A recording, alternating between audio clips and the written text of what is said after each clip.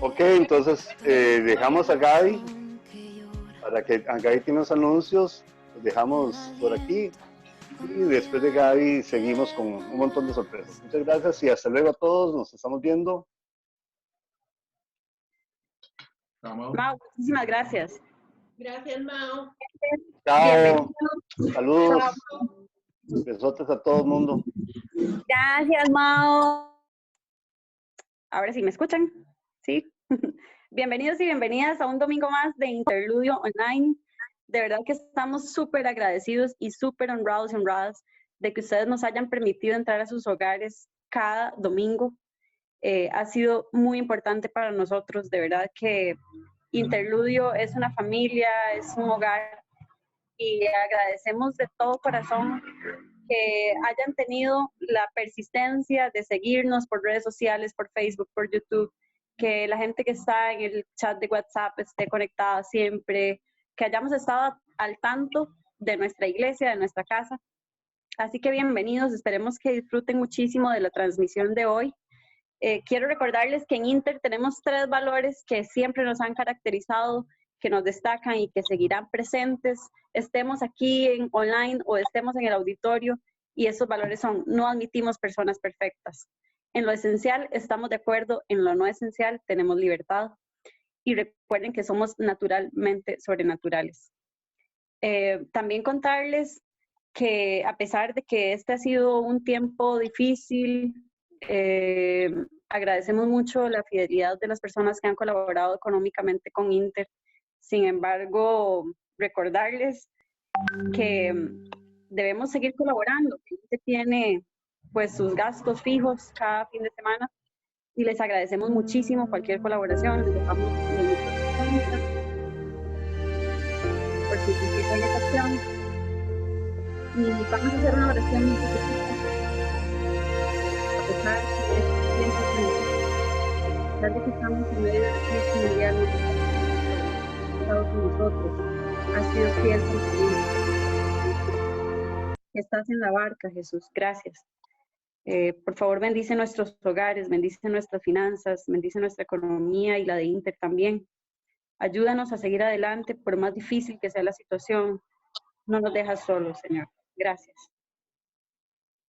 Y recordarles también que estamos muy cerca de volver al auditorio, gracias a Dios. Esto va a ser una alegría inmensa para todos nosotros. Estamos trabajando con las fechas tentativas del Ministerio de Salud, por lo cual estamos pensando volver el 21 de junio, ya estamos súper cerca, y estamos trabajando muy, muy arduamente para tener un protocolo formal de todas las medidas estrictamente necesarias para poder volver al auditorio de la mejor manera, para cuidar su salud, la nuestra y la de todas las personas que asistan. Vamos a informarles en las próximas semanas cuáles van a ser estas medidas, y sí les pedimos 100% colaboración para que todo nos salga de la mejor manera y poder volver a estar todos juntos en el auditorio. Mil gracias, me alegra demasiado verlos a todos y a todas, y espero que disfruten muchísimo la charla que José nos ha preparado con mucho cariño. Buenos días.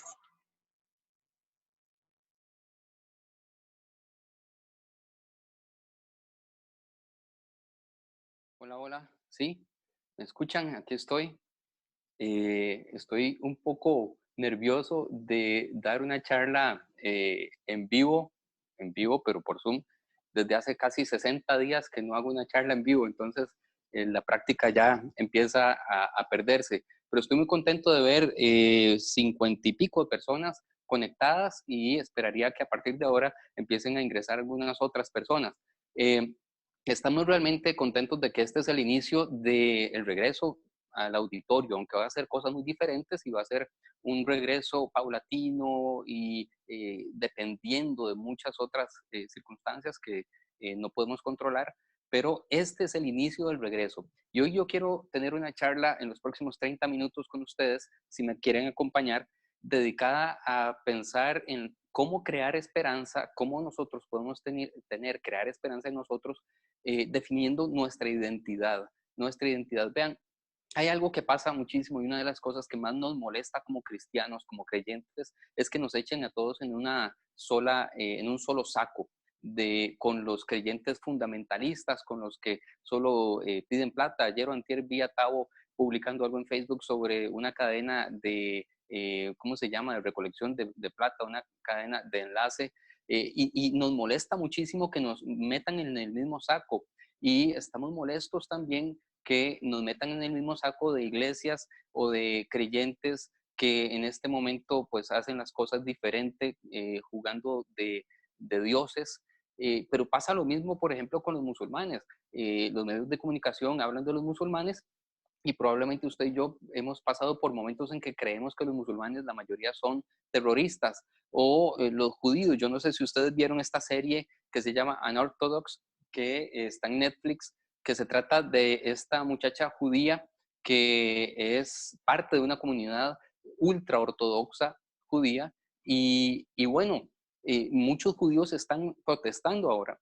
Están enojadísimos. ¿Por qué? Porque la imagen que deja este tipo de cosas a la generalidad de los judíos es malísima. Es como si todos fueran demasiado fundamentalistas y hasta peligrosos, ¿verdad? Que persiguen unos a otros si se quieren salir.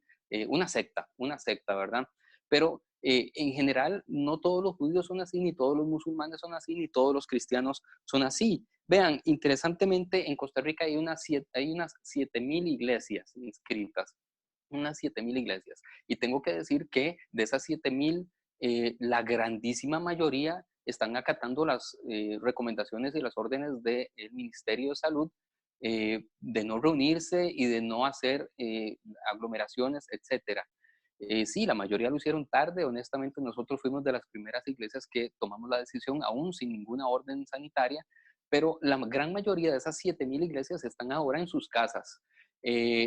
Y qué cólera que da que por 4 o 5 pastores que quieran publicidad propia o retar a la salud y demostrar supuestamente que Dios los protege a ellos reuniéndose, nos metan a nosotros en el mismo saco. Entonces, qué terrible cuando nosotros formamos parte de un colectivo al cual están señalando de fundamentalistas, etcétera. A mí me da mucha cólera, por ejemplo, que si uno forma parte de los cristianos, inmediatamente la gente piensa que uno es machista, inmediatamente la gente cree que uno es anti-LGBTI, que uno es anti-derechos humanos, que uno es anti-ciencia, que uno es, dicho así muy corto, que uno es bruto, que uno es tontico, ¿verdad? Por creer en Dios.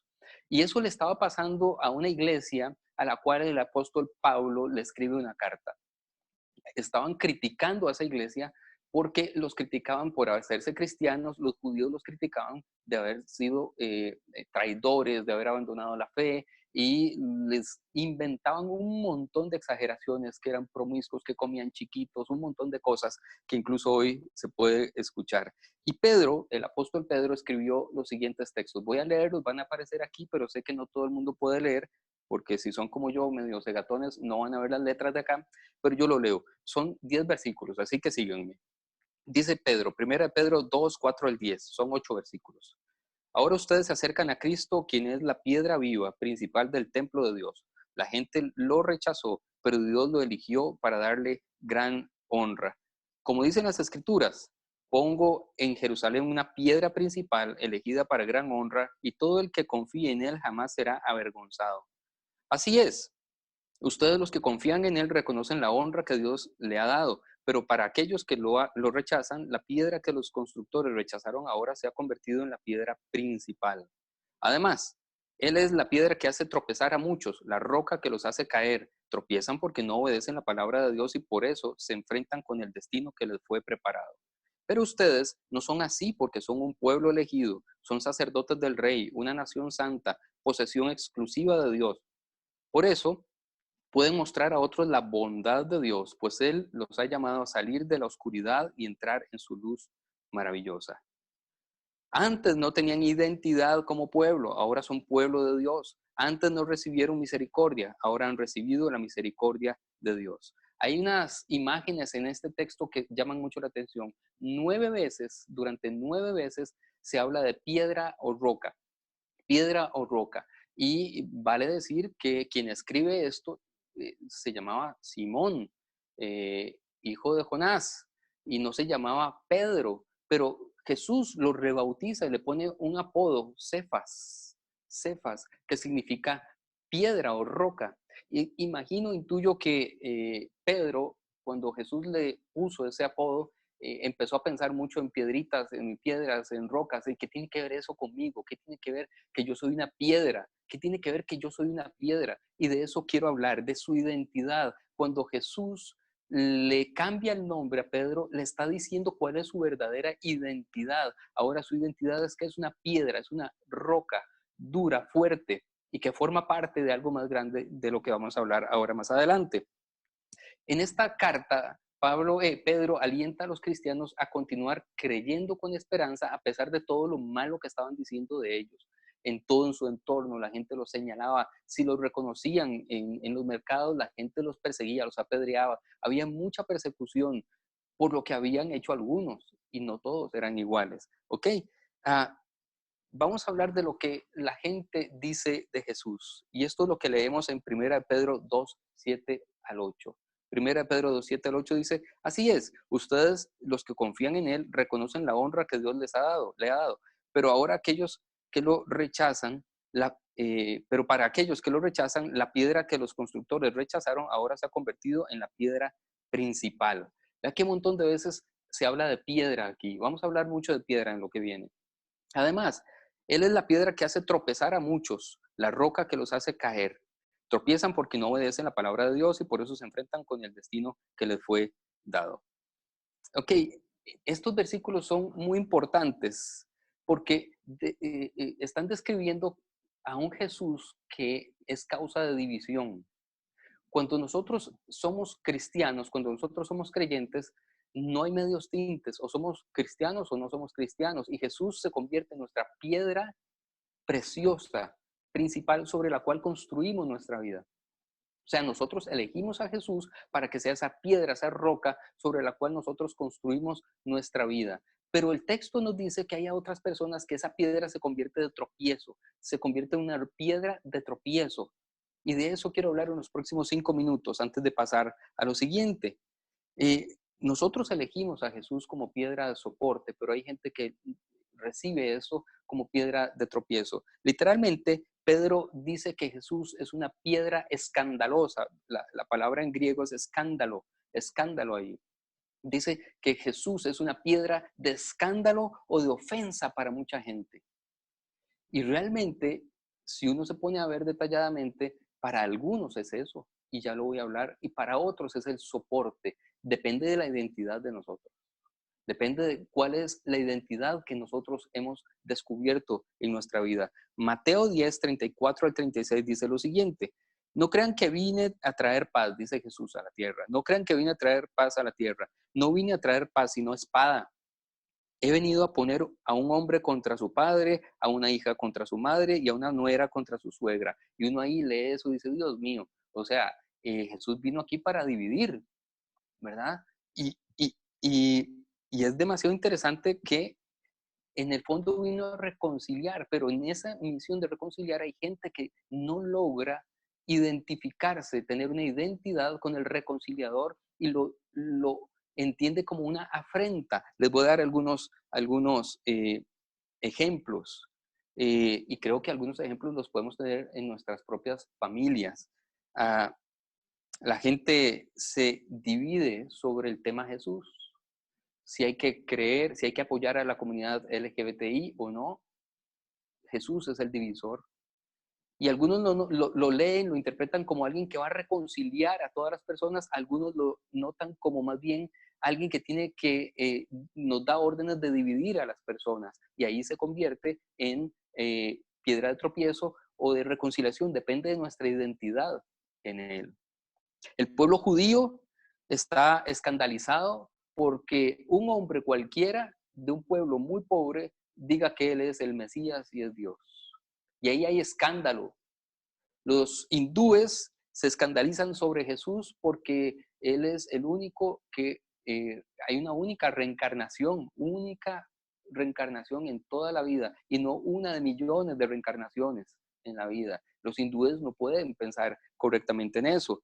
Los posmodernos están escandalizados por la afirmación de que Jesús es la única forma de encontrarse con Dios. Mucha gente dice, no, pero y si yo creo en los ángeles y hago el bien, entonces también puedo ir al cielo, etc. Las personas orgullosas se escandalizan. Jesús se convierte en una piedra de escándalo para las personas orgullosas porque no pueden entender que ellos no se pueden salvar a sí mismos y que tienen que creer que Jesús los salva a ellos y que mediante sus esfuerzos no pueden salvarse. Las personas que controlan, los controladores, se escandalizan de Jesús porque Jesús les dice, tiene que darme el control de su vida, tiene que soltar todo y no pueden soltar. Entonces Jesús se vuelve una piedra de tropiezo para ellos. Las personas que están heridas y dolidas sienten que Jesús es una piedra de tropiezo cuando Jesús les dice, tienen que perdonar a sus ofensores. Perdónelos. Y la gente herida escucha esas palabras como una piedra de tropiezo. No parece ser el soporte adecuado. Yo no puedo perdonar a esas personas, pero Jesús está diciendo, perdone a esas personas. La gente que es vanidosa, la gente que es codiciosa, gente enojada, cada uno de nosotros puede, depende de su identidad, encontrar a Jesús como una piedra de tropiezo o como una piedra de soporte que es preciosa. ¿Pero por qué pasa eso? Porque Jesús es un espejo en el cual nosotros nos vemos y siempre nos va a estar mostrando dónde nosotros necesitamos transformar nuestra vida. Así que para aquellos de nosotros que tenemos un corazón abierto para poner a Jesús como el fundamento de nuestra vida, hay una esperanza de la cual quiero hablar ahora mismo. Independientemente de lo que otras personas digan y señalen acerca de los cristianos, que somos anti todo, o que somos tontos, que no leemos, etc. Ustedes y yo sabemos que no todos los cristianos somos así. Y aunque hay algunos que sí lo son, no todo el mundo es así. ¿Y cómo podemos nosotros salir allí afuera a decir orgullosamente que somos cristianos creyentes sin sentir que nos están viendo como ese tipo de personas, sintiendo una identidad profundamente cristiana y orgullosamente cristiana? Lo que Dios dijo sobre Jesús es importante. Lo que Dios dijo sobre Jesús. Jesús puede ser rechazado por muchas personas, pero para Jesús lo importante no es lo que dice la gente de él, es lo que dice su papá acerca de él. Y eso le da identidad. No lo que dice la gente, es lo que dijo Dios acerca de él. Esto es muy interesante porque Dios utiliza la palabra precioso, precioso para hablar de Jesús y eso le da identidad. Primera de Pedro 1, 18 al 19 dice lo siguiente, pero ustedes saben que Dios pagó un rescate para salvarlos de la vida vacía que heredaron de sus antepasados. No fue pagado con oro ni plata, los cuales pierden su valor, sino que fue con la preciosa sangre de Cristo, el Cordero de Dios que no tiene pecado ni mancha. Para Dios, Jesús es precioso y su sangre es preciosa. De hecho, le dice, tú eres mi hijo amado en quien tengo complacencia, en ti soy feliz. Usted sabe lo que es recibir esas palabras de un papá. Usted me hace feliz. Usted hace que mi vida tenga complacencia. Usted es precioso para mí. Y para Jesús eso le da identidad. Entonces a Jesús no le importa ir a la cruz del Calvario, porque lo que importa son las palabras de quien le da identidad a él, no de quienes estaban diciendo mátenlo, crucifíquenlo, etc. ¿Quién es el que da tu identidad? ¿Quién pone tu identidad? Gente, en medio de esta pandemia, ¿cómo se forma y cómo se ha formado su identidad? Nuestra identidad. Por su trabajo. Nuestro trabajo nos da identidad. ¿Qué pasa si perdimos el trabajo? Perdimos la identidad. Por el patrimonio neto que tenemos, la casa, el carro, lo que tenemos ahorrado, etc. Si su identidad está basada en el patrimonio, su identidad está siendo vapuleada en esta pandemia, porque estamos perdiendo el valor de muchas cosas a nuestro alrededor. Y no podemos anquilosar, poner nuestra identidad en el patrimonio, lo podemos perder todo mañana. ¿Quiénes somos entonces? Nuestra identidad está basada en cuánto hacemos para Dios y por Dios. Mire, esto ha sido una de las reflexiones más profundas que he tenido y que sé que miles y millones de personas cristianas, pastores y líderes han tenido. Es fácil cuando uno le sirve a Dios y puede ver las cosas tangibles como reunirse, ver el auditorio lleno o escuchar a la gente cantar, ver a la gente cambiar sus vidas, reunirse en grupos pequeños. Pero cuando ya en medio de esta pandemia no podemos hacer ese tipo de cosas, cuando usted no puede medir el alcance de lo que está haciendo para Dios, ¿en dónde está el valor de lo que está haciendo? No se puede medir y por lo tanto, si mi identidad está puesta en lo que hago para Dios, ahora mismo mi identidad está vapuleada otra vez. Porque en este momento incluso estoy en la sala de mi casa y con un celular al frente, hablándole a la pantalla, a la cámara de un celular. Y eso me hace sentir a mí que no estoy sirviéndole adecuadamente a Dios. Si mi identidad estuviera en la audiencia que tengo hoy frente a mí, de forma viva, tengo una audiencia de uno, que es mi esposa, que está aquí al frente. Y mis hijos los tenemos encerrados arriba en un cuarto, amarrados, y con la boca vendada también para que no nos interrumpan. No, mentira. Están ahí, si los escuchan, de hecho, ahorita seguramente bajan. Pero ¿cómo podemos entonces nosotros identificar quiénes somos y tener identidad en este tiempo? Cuando nos estamos refugiando en la casa, salimos solo a hacer 4 o 5 cosas o solo a trabajar y regresar y no tenemos vida social, no tenemos las carnes asadas con amigos, no vamos al restaurante, no vamos a un montón de cosas. ¿Cuál es nuestra identidad? ¿Qué es lo que crea nuestra identidad en este tiempo? Pensemos un poco más profundamente. ¿Cómo debemos formar nuestras identidades? ¿Cuáles son 2 claves? Y con esto termino. 2 claves para formar nuestras identidades. Consideremos lo siguiente. Primero, la manera incorrecta sería escuchar lo que la gente dice de nosotros. Vean que Jesús podía escuchar lo que la gente decía de él, pero le importaba solamente lo que Dios, lo que su Padre decía de él. Escuchar lo que la gente dice de los cristianos es una manera incorrecta de crear identidad en este tiempo. Hace algunos años leí una historia que todavía ayer que la repasaba, me conmueve el corazón muchísimo. Es la historia de un hombre que es un pastor que se llama Doug Murren. Y Doug y su esposa tenían una hija que se llamaba Raisa. Y Raisa, cuando nació en el parto, le faltó oxígeno y quedó con parálisis cerebral. Y por lo tanto, Raisa creció con muchas limitaciones físicas, intelectuales y de otro tipo. Cuando Raisa tenía 13 años, ya caminaba con muletas y caminaba con muchas dificultades, pero iba a la escuela. Y un día, cuando Doug llegó a la casa, estaba su esposa llorando. Y se sorprendió porque él creía que todo estaba bien, que todo lo había dejado bien cuando salió a trabajar. Cuando regresó, su esposa estaba llorando en un rincón en la casa y le preguntó, ¿qué es lo que pasa? ¿Qué es lo que está sucediendo? Y la esposa no pudo pronunciar palabra, nada más le señaló el cuarto de Raisa. Entonces él se fue corriendo al cuarto de Raisa y Raisa estaba hecha un puño en su cama. Y le pregunta, mi amor, ¿qué pasa? ¿Qué es lo que pasa? Y Raisa tampoco le respondía. Él la tomó, la arrulló, puso su cabeza en el pecho de él.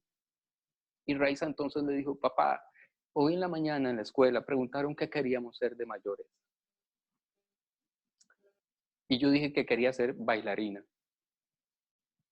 Y todos empezaron a reír de mí. Y me dijeron que yo nunca podría ser una bailarina. Imagínense el dolor de ese padre y el dolor de esa niña. ¿Cuántas palabras de niños, de adolescentes o de adultos, o aún hoy, han formado nuestra identidad? Pero nuestra identidad no puede estar formada por lo que dicen las demás personas acerca de nosotros. No puede estar ahí. Así como Raisa, usted y yo hemos crecido con un montón de palabras negativas de mucha gente. En mi caso, se los he contado un montón de veces, una profesora de español me dijo, José Pablo, nunca se le ocurra dedicarse a algo que tenga que ver con letras, a escribir. Usted no puede escribir bien ni su propio nombre. Y todavía hoy esas palabras muchas veces vienen a mí y me dicen, usted no sirve para escribir, usted no es bueno, usted se está engañando. No lo haga más. Pero mi identidad no puede estar basada en lo que dijo esa mujer.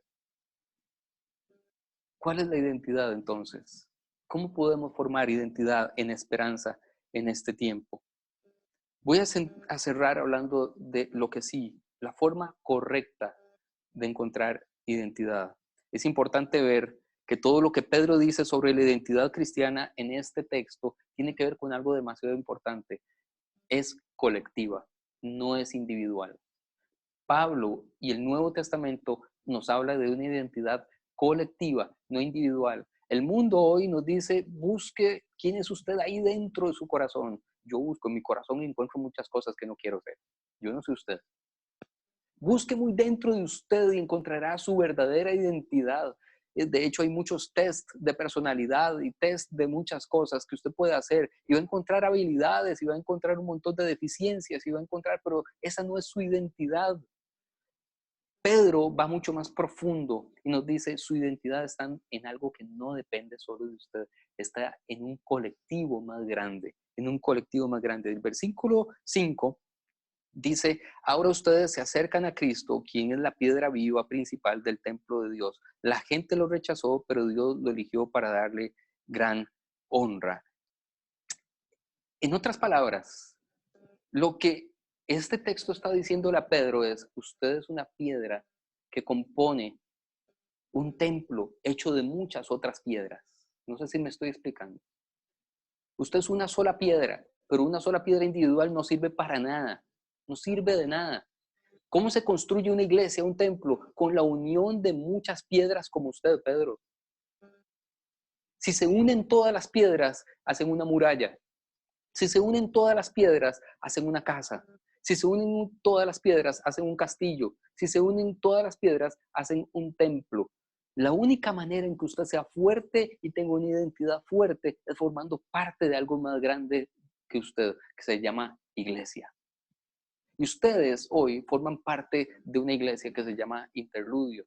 Y ustedes cada uno son una piedra que Dios cortó de una forma distinta para que encajara perfectamente en la construcción de una iglesia muy particular que se llama Interludio. Estamos cumpliendo 12 años de construir esta iglesia. Y no necesitamos que todas las piedras sean cuadradas como piezas de Lego. Esta es la maravilla de lo que Dios hace, que cada piedra es única y tiene una forma única.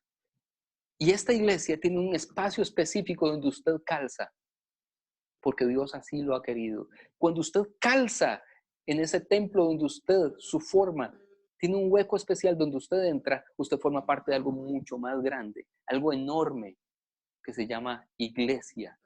Y usted quiere identidad.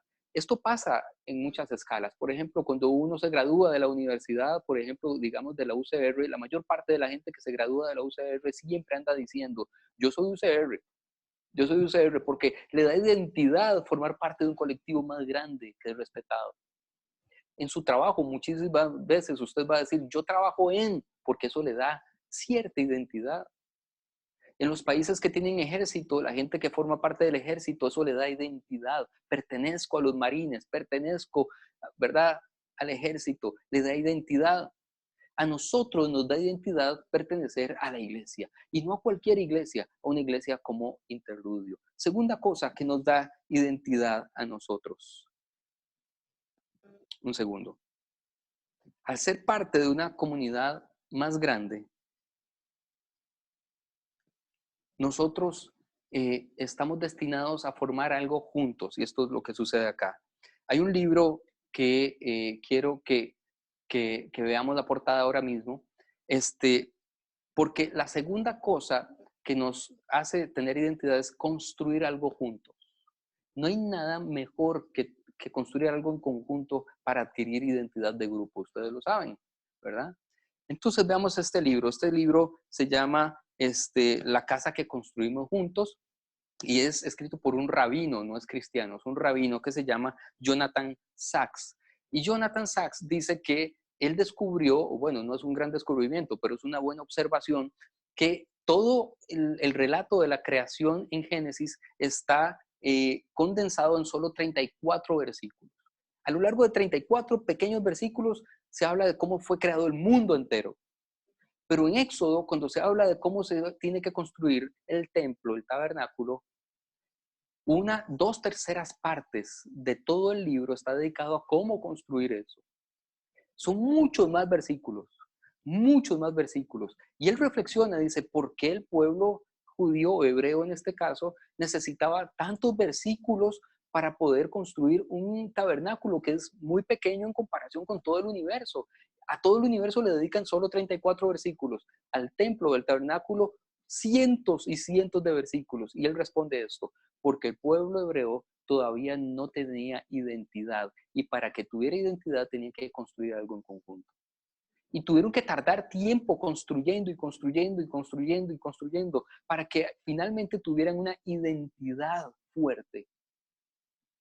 Cada persona necesita unirse a algo que está construyendo algo, construirlo con ese pueblo, con esa comunidad, para poder entonces sentir identidad, pertenencia. Y yo quiero invitarlos a ustedes a seguir construyendo iglesia con nosotros. Todo este tiempo ha sido un tiempo muy extraño y un tiempo de inventar formas de hacer iglesia. Pero volveremos al auditorio y tenemos una misión muy grande que hacer. Y tenemos mucho, mucho que construir. Y no solamente construir un edificio, construir un auditorio, construir identidad y construir iglesia y construir espacios donde la gente de cualquier tipo, venga de donde venga, piense lo que piense, pueda encajar y pueda sentirse amada en nuestra iglesia. Ahí hay identidad con esperanza. Y Dios nos permite hacer eso. Yo quiero terminar en este ratito mencionando dos frases que dice Sachs, el rabino, sobre ese libro, y vamos a orar. Él dice, para convertir a un grupo de individuos en una nación de pacto, deben construir algo juntos. Hay que construir algo en conjunto. Y dos, él dice, un pueblo se hace haciendo. Hay que hacerlo. Usted puede estar ahí ahora en su casa, pero también puede involucrarse en muchas cosas de la iglesia. Queremos abrir más grupos de hogar, pausa, queremos mucha más producción, queremos darle más, digamos, ayuda social a esta ciudad, a este país. Hay mucho por hacer. Usted puede unirse y tener identidad con esperanza. Así que, ¿cómo podemos tener esperanza y una identidad profunda? Solo en lo que Jesús nos da, no en lo que la gente nos está diciendo a nuestro alrededor. Y termino entonces con el texto. Dice, ustedes no son así porque ustedes son un pueblo elegido, son sacerdotes del Rey, una nación santa, posesión exclusiva de Dios. Por eso pueden mostrar a otros la bondad de Dios, pues Él los ha llamado a salir de la oscuridad, a salir de la pandemia y entrar a su luz maravillosa. Oremos, vamos a orar en este momento y pedirle a Dios que tome nuestros corazones y nos dé su identidad, lo que Él piensa de nosotros, de nuestra iglesia y de lo que hacemos. Señor, gracias, porque tú nos das identidad, así como le diste identidad a Jesús, diciéndole que Él era tu Hijo amado, en quien tenías complacencia.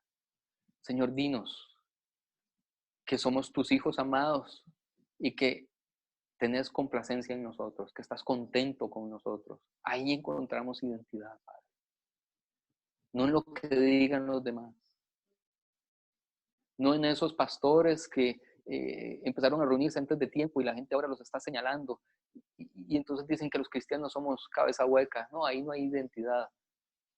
Hay identidad en lo que tú nos has puesto en las manos, en nuestra iglesia y en nuestra misión de hacer iglesia. Señor, oro por Interludio, oro por cada una de las personas que forman parte de esta iglesia, Señor, para que tú nos bendigas, nos des fuerza, nos proveas y que podamos tener un feliz regreso al auditorio. En el nombre de Cristo Jesús. Amén y amén. No sé ahora cómo terminar esto, porque no solo desconectarse y ya, pero bueno, estamos despidiéndonos acá. Espero que haya funcionado este experimento y nos vemos entonces durante la semana. Que esté en pura vida. Chao.